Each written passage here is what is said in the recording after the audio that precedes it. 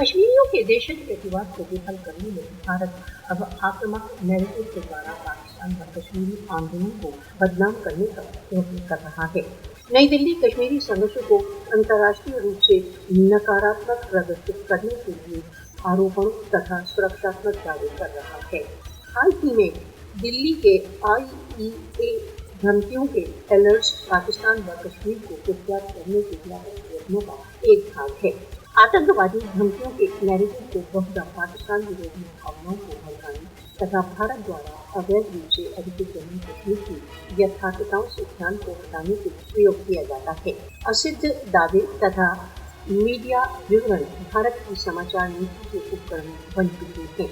भारत अपने इस इंफॉर्मेशन अभियान के द्वारा कश्मीरियों के प्रतिवाद का अपराधीकरण करने का प्रयत्न कर रहा है। भारत कश्मीरी स्वतंत्रता संघर्ष को फॉल्स फ्लैग ऑपरेशन तथा मन गढ़ंत प्रोपेगेंडा के द्वारा आतंकवाद से जोड़ने का प्रयत्न कर रहा है। भारत कश्मीर के देशज स्वतंत्रता संघर्ष को स्पॉन्सर्ड संघर्ष कहकर विश्व को मूर्ख नहीं बना सकता।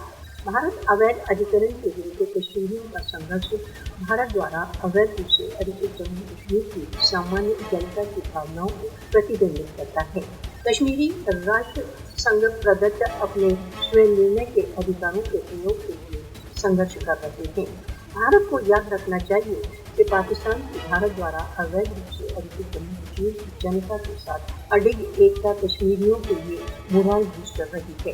भारत आतंकवाद के स्टेट स्पॉन्सर्ड तथा पाकिस्तान विरोधी प्रोपेगेंडा के प्रेरक के रूप में जाना जाता है। मोदी शासन पाकिस्तान तथा कश्मीरी स्वतंत्रता संघर्ष को बदनाम करने के अपने प्रयत्नों में नितांत विफल रहेगा।